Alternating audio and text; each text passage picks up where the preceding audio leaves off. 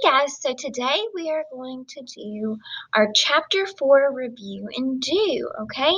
So if we were a typical school year this year, we would take our books and we would do this paper pencil, but since we're virtual, we're going to have to do it through this Google document, okay? So when you pull this up, you will notice that the first question is of a flower and you have to label the parts of a flower. So since this is a Google document, you cannot actually label it where it belongs, okay? So maybe you could hit enter like 2 times or 3 times and say, the stem, and then the definition for stem, flower, the definition for flower, leaf, and so on, okay? And then just explain the function for each part of the plant because you can't um, add text boxes to this image. Okay, so we're going to do all of chapter 4, so it starts on page 62, I believe. So if you go back to our table of contents, actually page 60. So you'll have to go through page 60 all the way into page 70. So 10 pages, and you will find all of your answers, okay? Now, I took out some of the questions like this graph and things to make it a little bit easier for you. So I'm going to post this to our Google Classroom for Thursday as well.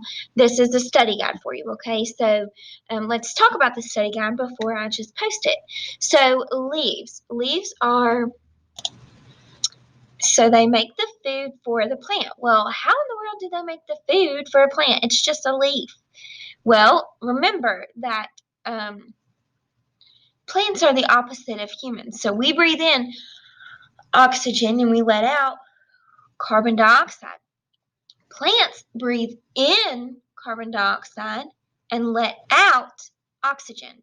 Okay, so they're breathing that in, and the leaves takes the sunlight and it makes sugar. That's the process of photosynthesis. So our stem allows the water and the nutrients to get from the roots to the leaves, and it provides support for the plant. So we knew that the roots of a plant help transport the food and the water to the very tippy top of the plants because of our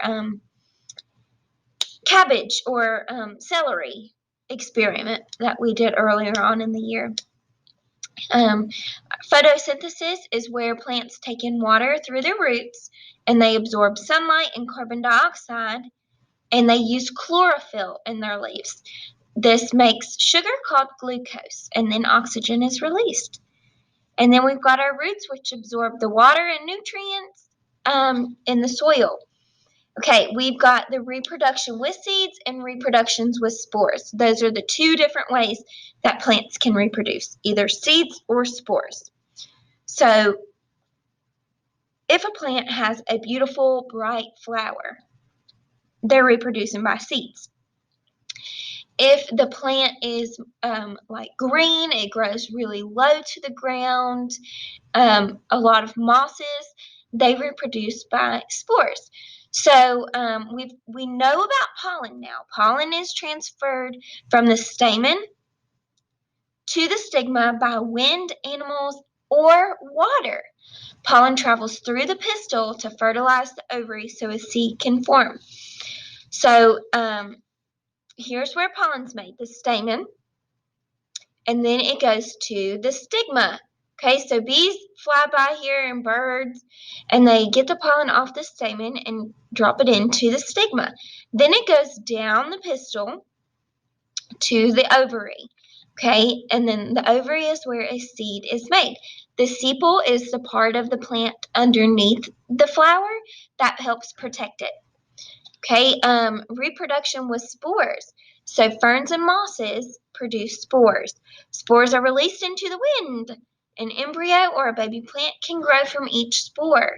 Okay, so I'm going to post this worksheet or this study guide on our science classroom. That way you guys can look back at it, okay? So Adaptations. We've talked about adaptations since the very beginning of the year. So adaptations are what plants and animals do in order to survive, okay? So plants survive from getting eaten by thorns or like a waxy covering. They also can become dormant in the winter. Dormant means that the plants appear like they're not alive, but they are. They're just conserving water and energy. They can't warm up next to a fireplace like we can. So they have to shed their leaves and try to conserve all of that energy, okay? So tomorrow we're going to take a test, and I will show you the test really quickly. It is 8 pages long, okay? So we'll talk about this on Friday just a little bit. Well, I'll just do the video with it today. So I've marked through a couple ones that I don't want you to do, like number 18. You don't have to do it. And number 20, you do not have to do it. Everything else you should be familiar with. Now, I don't want you to use your book on this. I want you to try on your own. That way I can see, okay, where we stand and what I need to go back and cover again, okay?